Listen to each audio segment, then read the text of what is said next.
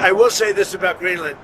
We need Greenland from a national security strategy. የአሜሪካው ፕሬዝዳንት ዶናልድ ትራምፕ ግሪንላንድን የአሜሪካ ግዛት ማድረግ የሚያስችላቸውን ረቂቅ ሰነድን የአሜሪካ ሕግ አውጪ አቅርበዋል። ሪፐብሊካኑና የፍሎሪዳ ተወካዩ ራንዲ ፋይን የደንማርክ ግዛቷንና ከፊል ራስ ገዟ ግሪንላንድ የአሜሪካ ግዛት የምትሆንበትን ረቂቅ ሕግ ማቅረባቸው ነው የተገለጸው። የአሜሪካው ፕሬዝዳንት ዶናልድ ትራምፕ በማዕድን ሀብቷና በአርክቲክ ቀጠና ስልታዊ ወታደራዊ ደሴት እንደሆነች የሚነገርላትን ግሪንላንድን ለአሜሪካ ብሔራዊ ደህንነት ታስፈልጋለች ሲሉ የመጠቅለል ዕቅድ እንዳላቸው መግለጻቸው ይታወቃል። አሜሪካ ቬንዙዌላ ላይ የኃይል እርምጃ ወስዳ ፕሬዝዳንት ማዱሮን መያዟን ተከትሎም ይህች ግዛት በአሜሪካ በኃይል ልትጠቀለል ትችላለች የሚሉ መላምቶች መበርከታቸውም ይታወሳል። ሪፐብሊካኑ ራንዲ ፋይን አቀረቡት የተባለው ረቂቅ ሕግ በኤክስ ገጻቸው እንደጻፉት ለፕሬዝዳንት ዶናልድ ትራምፕ ግሪንላንድን የአሜሪካ ግዛት እንዲያደርጉ ሕጋዊ ማዕቀፍ የሚሰጥ ነው። ፋይን ግሪንላንድን መያዛችን ጠላቶቻችን የአርክቲክ ቀጠናን እንዳይቆጣጠሩና ሰሜናዊ ግዛቶቻችንን ከሩሲያና ቻይና ለመጠበቅ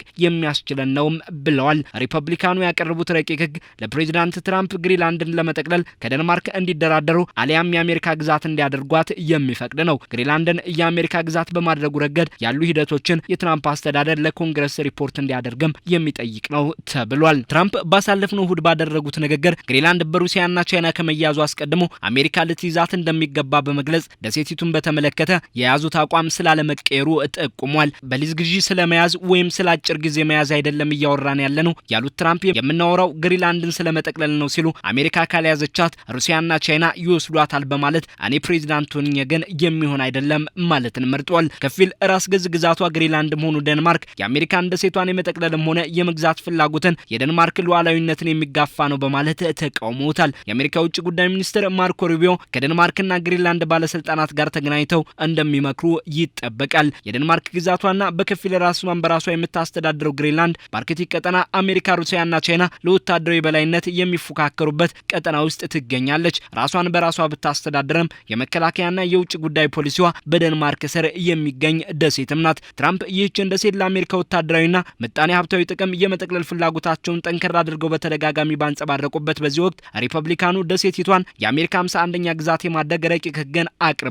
ይህም ዓለም አቀፍ ትኩረትን የያዘ ጉዳይ ሆኗል። ሪፐብሊካኑ ፋይን ረቂቅ ሕጉን ያቀረቡት አሜሪካ የግድ ግሪንላንድን መያዝ እንዳለባት ትራምፕ ሀሳባቸውን ካንጸባረቁ በኋላ መሆኑ ደግሞ ይበልጥ ጉዳዩ ትኩረት እንዲያገኝ አድርጎታል። ይሄው የፍሎሪዳው ተወካይ ያቀረቡት ረቂቅ ሰነድ ለትራምፕ ግሪንላንድን ለመጠቅለል ማንኛውንም አማራጭ የመጠቀም መብትን የሚሰጥም ነው። ፋይን በሰጡት ጋዜጣዊ መግለጫ ግሪንላንድን ለአሜሪካ ብሔራዊ ደህንነት አስፈላጊ አድርገው ገልጸዋታል። አክለውም ግሪንላንድን የተቆጣጠረ የአርክቲክ ቁልፍ የመርከብ ጉዞ መስመርንና የአሜሪካ ደህንነት መጠበቂያ ንድፍን ይቆጣጠራል ብለዋል። የዋይት ሀውስ ቃል አቀባዩ ካሮላይን ሌቪት ግሪንላንድን መያዝ የትራምፕ ተቀዳሚ ትኩረት መሆኑን የገለጹ ቢሆንም ለተግባራዊ እንቅስቃሴ የተያዘ ቁርጥ ቀን ስለመኖሩ ግን ያሉት ነገር የለም። አሜሪካ በቬንዙዌላ የወሰደችውን እርምጃ ተከትሎ ግን ትራምፕ ወታደራዊ አዛዦች ተግባራዊ እቅድ እንዲያዘጋጁ ትዕዛዝ ስለመስጠታቸውም ፍንጮች አሉ። ምንም እንኳን የፍሎሪዳው ሪፐብሊካን ፋይን ትራምፕ ግሪንላንድን ለመያዝ ለኮንግረስ በማሳወቅ የትኛውንም መንገድ እንዲጠቀሙ የሚፈቅድ ረቂቅ ሕግን ቢያቀርቡም ኮንግረሱ በደሴቲቱ ላይ ምን አይነት የሕግ አቋም እንደሚይዝ እስካሁን የታወቀ ነገር የለም። ረቂቅ ሕጉ ከአሜሪካ የሕዝብ ተወካዮች ጭምር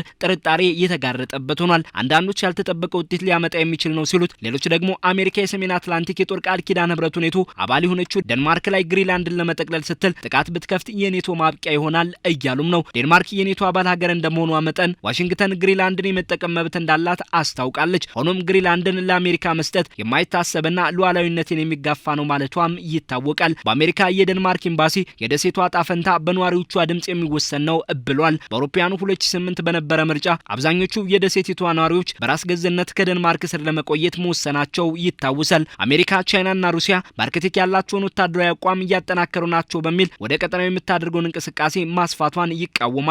በቀጠናው ያሉት 7ና 8 ሀገራትም የኔቶ አባላት ናቸው።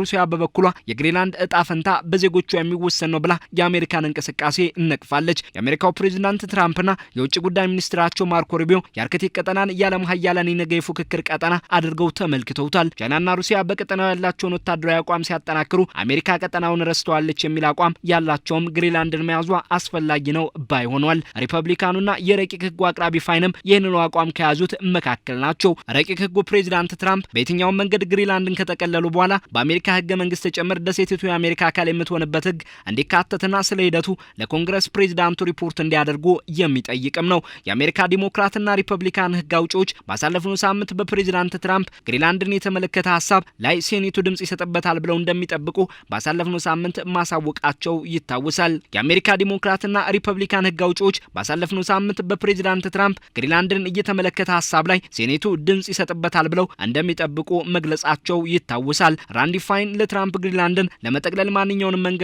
መጠቀም እንዲችሉ የሚፈቅድ ረቂቅ ህግን እንዳቀረቡ ሁሉ ዲሞክራቱ የህዝብ ተወካይ ራንዲ ጎሜዝ ደግሞ የግሪንላንድን ሉዓላዊነት የሚጠብቅና ለትራምፕ ደሴቲቱን የመጠቅለል እቅድ ከፌዴራል መንግስቱ ምንም አይነት ገንዘብ እንዳያገኙ የሚያደርግ ረቂቅ ህግ ቀርቧል። የአሜሪካ የውጭ ጉዳይ ሚኒስትር ማርኮ ሩቢዮ ከዴንማርክና ግሪንላንድ ባለስልጣናት በዚህ ሳምንት እንደሚመክሩ በሚጠበቅበት በቀጣዮቹ አርብና ቅዳሜ የአሜሪካ የህዝብ ተወካዮችና ህግ አውጪዎች ዴንማርክን እንደሚጎበኙም ተመላክቷል። የህዝብ ተወካዮች ልዑኩ በዲሞክራቱ ሴናተር ክሪስ ኩንስ የሚመራ መሆኑም ተጠቁሟል። ፕሬዚዳንት ትራምፕ ለአሜሪካ ወታደራዊና ምጣኔ ሀብታዊ ጥቅሞች ግሪንላንድን መያዝ አስፈላጊ ነው በሚለው እምነታቸው መጽናታቸውን ደጋግመው እያረጋገጡ ባለበት የውጭ ጉዳይ ሚኒስትሩ ማርኮ ሩቢዮ ከዴንማርክና ግሪንላንድ ባለስልጣናት ጋር ይመክራሉ ተብሎ ተጠብቋል። የአሜሪካ የህዝብ ተወካዮችም የኔቶን ቀጣይ ዕጣ ፈንታ ጭምር በሚወስነው በግሪንላንድ ጉዳይ ላይ ሊመክሩ ዴንማርክ እንደሚጓዙ ተጠቁሟል። የአሜሪካ ኮንግረስ የትራምፕን ፍላጎት በተመለከተ ምን ይወስን ይሆን የሚለው ገና ያልተመለሰ ቢሆንም ለፕሬዚዳንት ትራምፕ ሀሳብ መፈጸም በእጅጉ የሚያግዝና ፈጽሞ ግሪንላንድን የመጠቅለል እቅዳቸው ተቀባይነት እንዳይኖር የሚጠይቅ ተቃራኒ ረቂቅ ህጎች ቀርበዋል።